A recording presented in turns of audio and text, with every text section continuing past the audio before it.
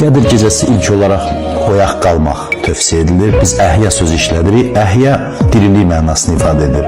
Yəni insanın diri olması, dirilməsi mənasını ifadə edir. Əhya gecəsi, yəni qəlblərin oyandığı, qəlblərin dirildiyi bir gün. İnsanın təkcə gözünün oyaq qalması lazım deyil bu gecədə. Həm də insan qəlbən oyanmalıdır, özünü təftiş etməlidir, öz keçmişini bir daha gözünün önünə gətirməlidir, buraxdığı səhvləri etiraf etməlidir. Bu gecə düşünmək fürsətidir.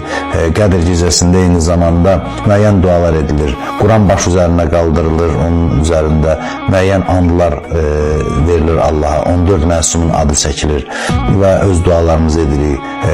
Qədir gecəsinin xüsusi namazları var. Kitablarda qeyd olunub və 2 rükət Qədir gecəsinin namazı var. Dua kitablarına insanlar müraciət edə bilər və o namazın da qaydasını öyrənə bilərlər.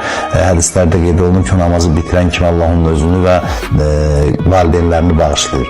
Yəni Qədir gecəsi bir rəhmət gecəsidir.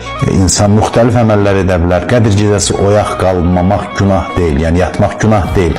Amma bu böyle bir mühüm fürsətdir və adamın heyfi gəlir ki, belə bir fürsət zamanı insan yuxuda olsun və bu fürsətdən yararlana bilməsin. Fürsətdən yararlanmaq üçün isə oyaq qalmaq, o gecəni mümkün qədər ibadətdə keçirmək, dualar deyildikdə həm kitablardan nəql olunmuş dualar, eyni zamanda da öz dilimizdə, öz başa düşdüyümüz tərzdə Allahla danışmağımız lazımdır. Öz istəklərimizi Allaha ifadə etməyimiz keçərlidir. Yəni elə öz dilimizdə də olsa, qəlbimizdən gələn sözlər Allaha deyilərsə, bu bir səmimi ünsiyyət yaranmasına səbəb ola bilər.